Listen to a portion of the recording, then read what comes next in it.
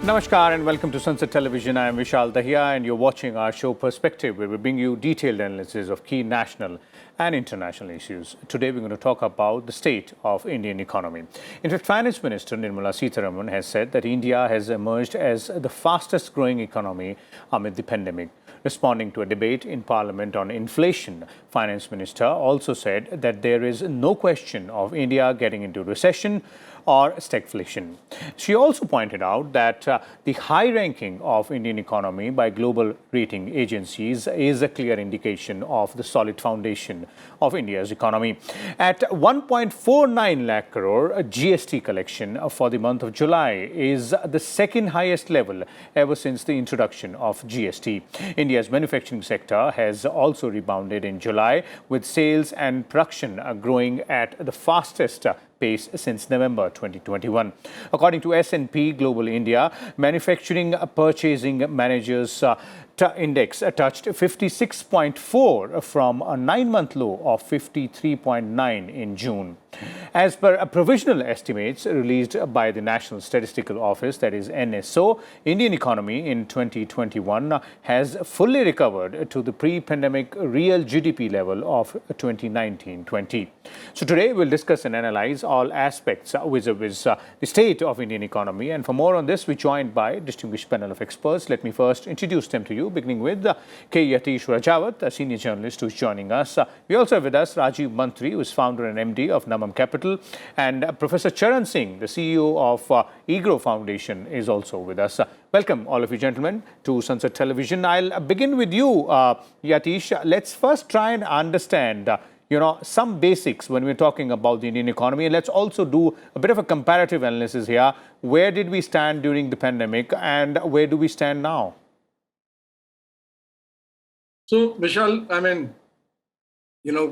we did suffer, like every other country in the world, we suffered both supply side and demand side shocks during the pandemic. And you know that GDP had grown down by almost 23.8% as one of the biggest shock to the economy.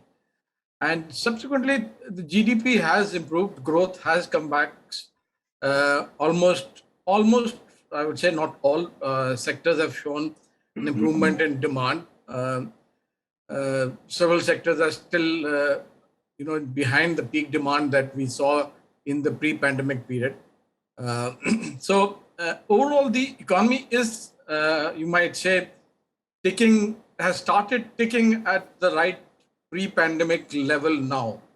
You may not have reached fully to the pre-pandemic level of growth or even at the same demand level of pre-pandemic level, but in several sectors, and there are signs that the growth will continue and even increase. Like for instance, you might have seen recently that two auto majors opened their booking for SUVs, and they had one of the most record bookings. Almost 1 lakh cars or SUVs were booked in a matter of minutes. Mm-hmm. This shows you that there is a pent-up demand, consumer demand in the economy, and this has never happened before for both these manufacturers, that in minutes or they're booking for the almost 18 months to 2 years has been booked. So it shows that there is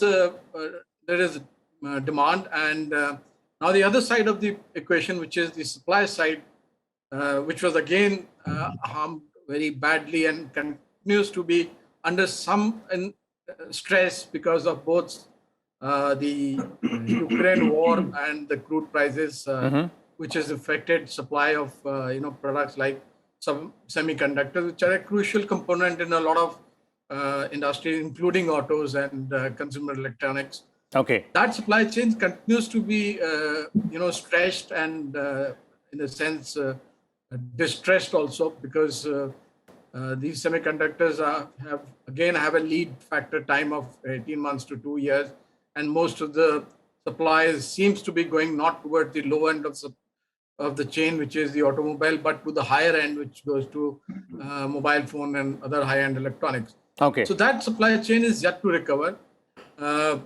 Crude, as you know, has in this interim period kind of skyrocketed to $100 plus. Indeed. I think it's now $106, $108 around, and that has its own impact on both inflation and the fuel-related inflation. Both has impact on food prices also.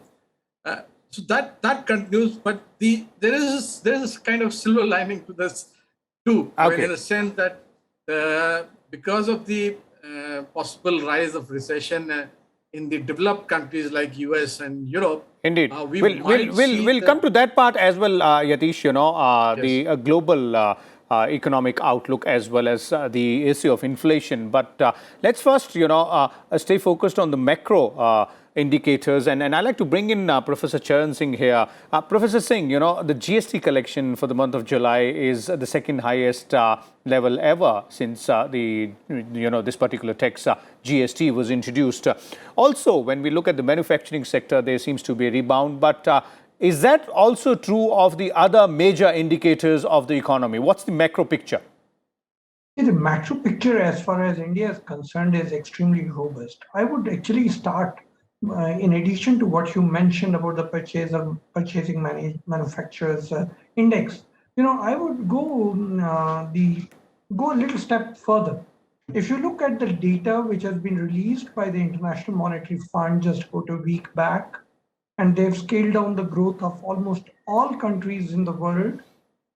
They've scaled it down even for India by 0.8 basis, but still they have said very clearly India will be growing in the range of 7.4% in the current year, 2022, and 6.1% in the next year, 2023. Now that itself is a very clear indication that we are nowhere around the recessionary trend. And that's why when the finance minister mentioned, it was so obvious that it is extremely important to underline the fact that Indian economy is doing really well. The GST collection is simply substantiating that very trend. Or the data which has been released in the manufacturing index today, which you were mentioning, 56.8 S&P's index. That's again saying the same thing, because they have higher orders, the order book is better.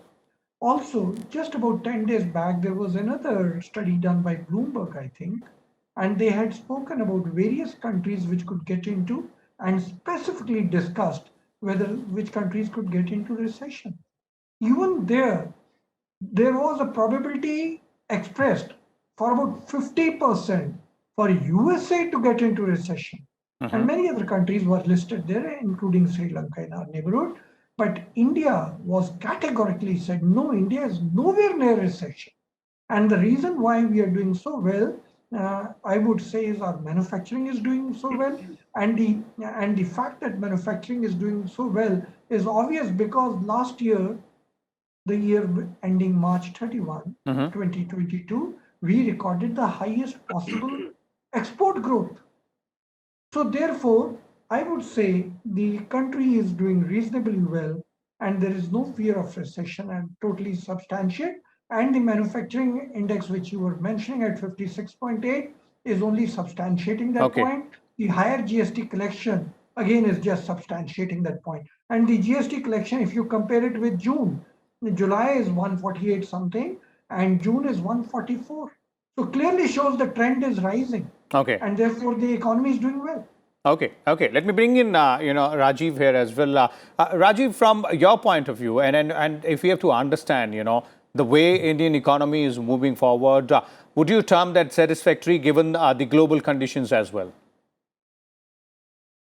So, if you look at how the last 2.5 years have played out, there have essentially been two enormous shocks, right? The first one was obviously the onset of the pandemic, which brought the lockdowns, the uncertainty, and all of that broader challenge that is associated with the public health crisis.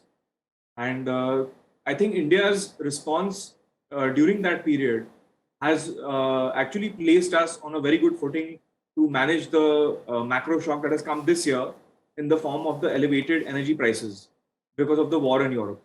So let's rewind back to 2020. I think India actually did very well to kind of eschew calls for a large fiscal response in 2020, when most of the world's economies, most of the governments were actually going for a large spending, just as the economy was shutting down. India said that we won't do that.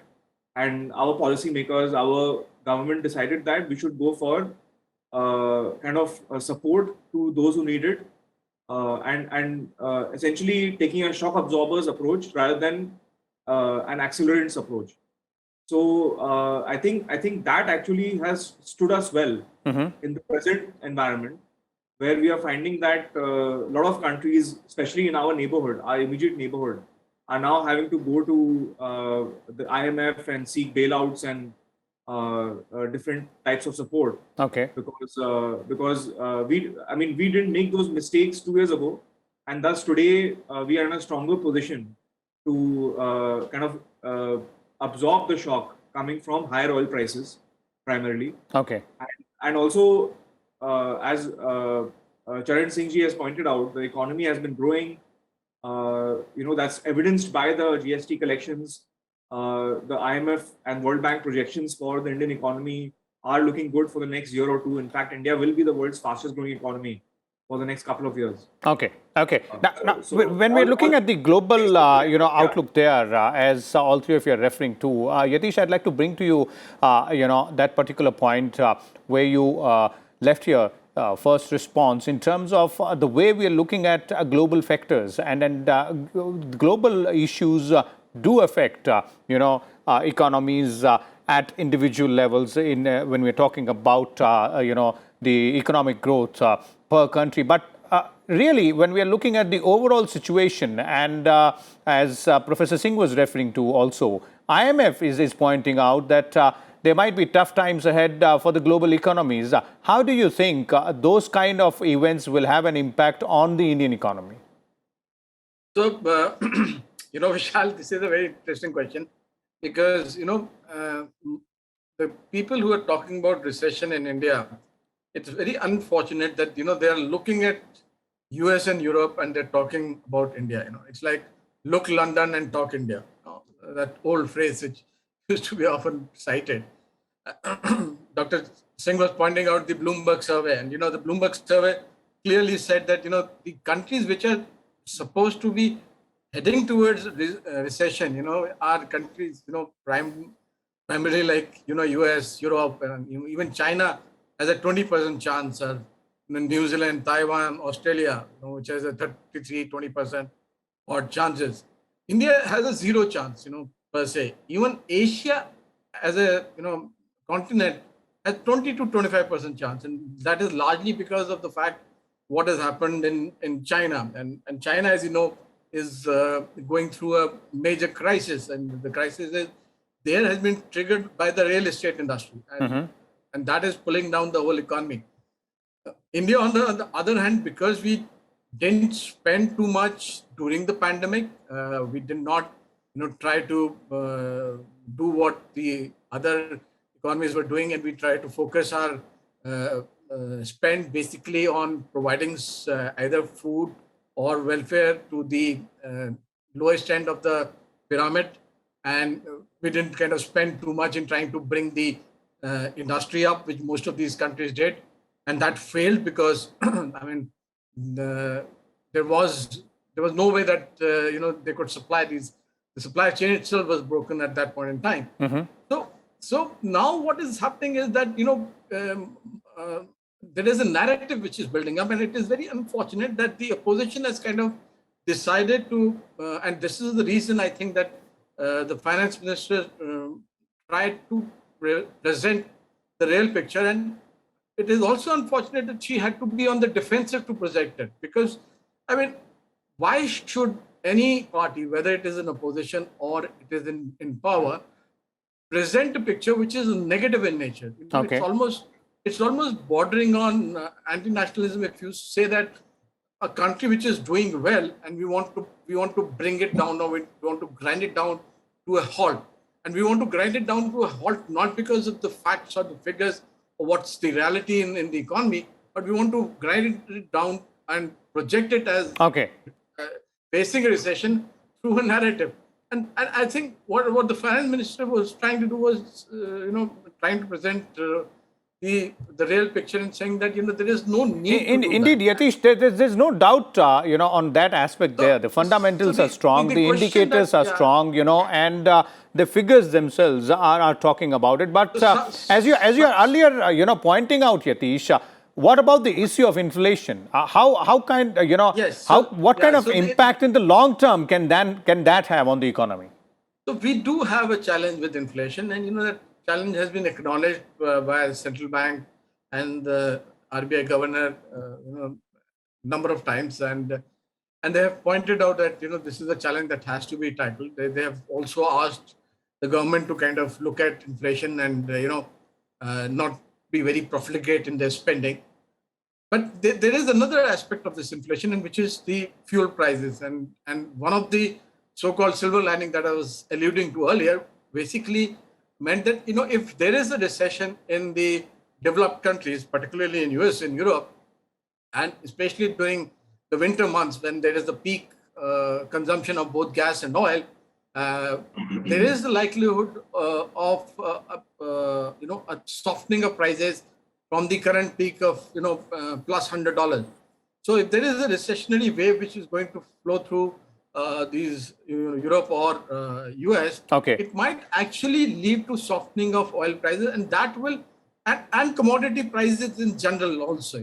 So that will actually ease some of the inflationary pressure in India.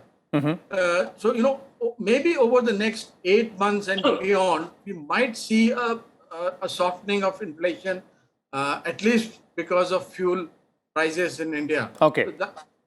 Professor Charan Singh, I'd like to bring you in here on this, issue of inflation. One is how big is a challenge inflation is for the Indian economy in the short run and in the long run as well, and what needs to be done to tackle this particular challenge, as Yatish was referring to? Let me be very honest with you. Let's really look at inflation. Where is inflation? 7.1%, and our band is 2 to 6%, right? Because it's 4 plus minus 2. 2 to 6% is our band. Our inflation is 7.1%. If you look at the figures which were released yesterday, CPI industrial workers, it's around 6.6%. Now, when we're talking of inflation, now just look at the scenario here. In America, the tolerance level, the historical level of inflation is less than 2%, and it has gone to 9.1%.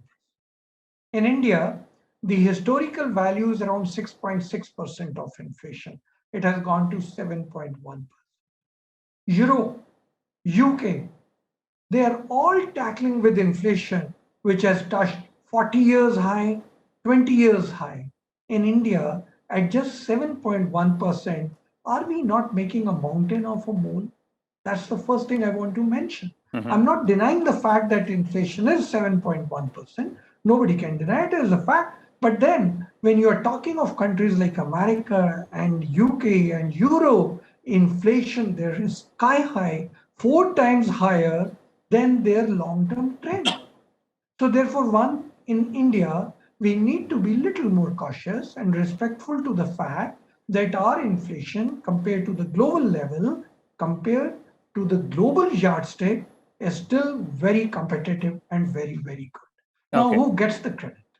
I would say, while the Western world during COVID had gone all along with fiscal plans, Indian government was very respectful and said, we will do a laser beam approach wherever required, we will put in. Firstly, we are a poorer country.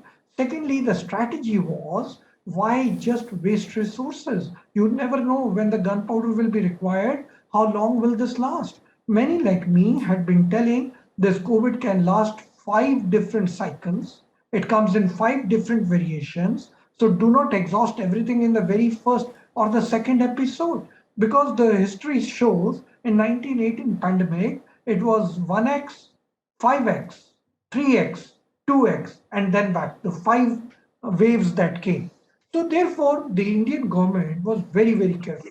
Thirdly, what the Indian government did was, they came out in the midst of all this, using it as an opportunity, investing money right away, not only immediately, but also including immediate, but also including the 5-year plan. So they used it as an opportunity. Okay. The fourth, which showed up in exports, they announced and took care of the PLI scheme. So what happened? Indian industry was taken care, manufacturing was taken care, employment to a great extent was taken care, demand to a great extent was taken care. Now, the last point I want to make in this is there are supply side disruptions. Nobody can deny. Oil commodity prices is an open case. We all know about it. But very soon, the world took care of the major commodities as well as fertilizers. Okay. When it came to oil, you must have read even today, OPEC countries have been advised to increase the production of oil. Russian oil started selling in rubles. India also started buying oil in rupees. So what was happening here? And we all read that story where we took Russian oil. So the point is that the Indian government made efforts so that the impact of this Ukraine-Russia war is minimized on the Indian consumer. This needs to be celebrated. And this needs to be acknowledged by everybody that the Indian authorities' measures helped, in a way, take care of the severe global impact that the rest of the world is suffering from, and we have been insulated and buffered. Okay, okay. Fair enough. Let me have a quick concluding comment from Mr. Rajiv Mantri here as well. Mr. Mantri, when we are looking at these two aspects, one is, of course, the issue of inflation, and the other is global factors. How do you view the impact of these two factors on Indian economy, both in the short run and in the long run? No, firstly, I would like to say Charan Singh ji summarized it extremely well, and I wholeheartedly agree with him. So coming to now the point on inflation, I think it is wise of the central bank to not react in haste. It makes sense to watch how this evolves and then sort of take a stand. I think raising rates too soon, too much would be more damaging potentially. Than reacting sort of belatedly, because remember, we were just coming out of the pandemic shock, and then in February, March, the war starts, and the commodities price shock, energy price shock ensues after that. Okay. So inflation, I think that's what India should do. And on other global factors, I don't think there's much that these are obviously factors far beyond any country's control. Indeed. What we can do is actually prepare ourselves so that we become less susceptible to such shocks. And on this matter, I would point your attention to what India has been doing to electrify its transportation. So pushing for electric vehicles, electric four-wheelers, three-wheelers, two-wheelers. There has been a concerted effort to actually drive electrification of transport alongside renewable energy generation.